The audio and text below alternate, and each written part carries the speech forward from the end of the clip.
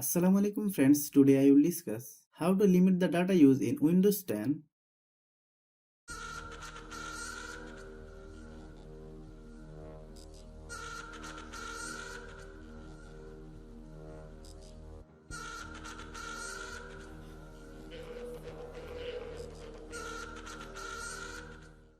Click Start button, click Settings,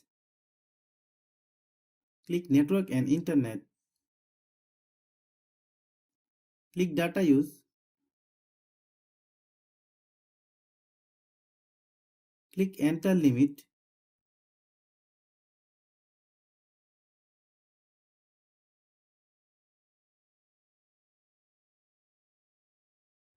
Now adjust the data limit according to your need.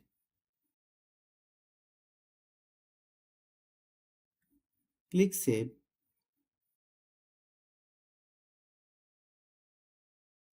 Thanks for watching.